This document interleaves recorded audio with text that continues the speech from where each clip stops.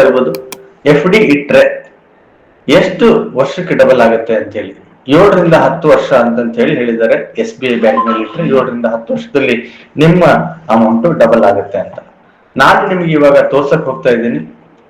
ಕೇವಲ 1 ತಿಂಗಳಲ್ಲಿ ನಿಮ್ಮ ಅಮೌಂಟ್ ಡಬಲ್ ಆಗಿರೋದನ್ನ ನಾನು ನಿಮ್ಗೆ ತೋರಿಸ್ತಾ 15% ಪ್ರಾಫಿಟ್ ಆಗಿರೋದನ್ನ 1 ತಿಂಗಳಲ್ಲಿ ಆಗಿರೋದನ್ನ ನಿಮ್ಗೆ ನಾನು ಟ್ರೇಡಿಂಗ್ ತೋರಿಸ್ತಾ ಇದ್ದೀನಿ. ಅಂದ್ರೆ ನಿಮ್ಗೆ ರಿಸ್ಕ್ ಪ್ರಾಫಿಟ್ ಎಷ್ಟ ನೀವು ತಗೊಳಕ್ ರೆಡಿ ಇರ್ತೀರಾ, ರಿಸ್ಕ್ ಅಷ್ಟೇ ಇರುತ್ತೆ ಅಂತ ತೋರಿಸೋದು ನನ್ನ ಉದ್ದೇಶ.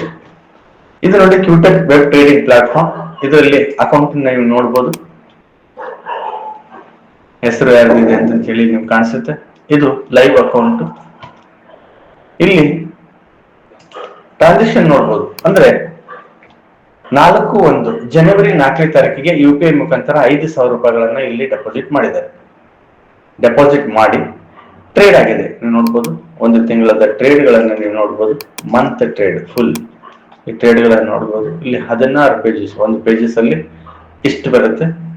ಈ ತರ ಟೋಟಲ್ ಆಗಿ 16 ಇಲ್ಲಿ ಇದೆ. ಇದನ್ನ ನೀವು ಕ್ಲಿಕ್ ಮಾಡಿದ್ರೆ ಕಾಣಿಸುತ್ತೆ ನಿಮ್ಗೆ. ಲೈವ್ ಟ್ರೇಡ್ ಇಲ್ಲಿ ಕಾಣಿಸುತ್ತೆ. ಲಾಸ್, ಪ್ರಾಫಿಟ್, ರೆಡ್ ಅಲ್ಲಿ ಇದ್ರೆ ಲಾಸ್, ಗ್ರೀನ್ ಅಲ್ಲಿ ಇದ್ರೆ ಪ್ರಾಫಿಟ್ ಕಾಣಿಸುತ್ತೆ. ಹಾಗೆ ಈಗ ಒಂದ್ ವೇಳೆ ನೀವು ವಿಡ್ರಾ ಮಾಡಿದ್ರೆ ಎಷ್ಟು ಅಮೌಂಟ್ ಬರುತ್ತೆ ನೀವು ನೋಡ್ಬೋದು. 10,797 ರೂಪಾಯಿಗಳನ್ನ ನಾವು ವಿಡ್ರಾ ಮಾಡ್ಬೋದು. ಇಲ್ಲೇ ಕಾಣಿಸುತ್ತೆ ವಿಡ್ರಾವಲ್.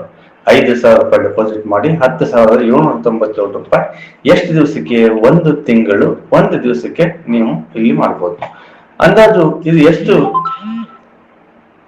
ಪರ್ಸೆಂಟೇಜ್ ಆಗುತ್ತೆ ಅಂದ್ರೆ 115% ಇಲ್ಲಿ ಪ್ರಾಫಿಟ್ ಆಗುತ್ತೆ. ನೀವು ಲೆಕ್ಕ ಮಾಡಿ ನೋಡಿದ್ರೆ, ಅಂದ್ರೆ ರಿಸ್ಕ್ ತಗೊಂಡಷ್ಟು ನಿಮ್ಗೆ ಇಲ್ಲಿ ಪ್ರಾಫಿಟ್ ಜಾಸ್ತಿ.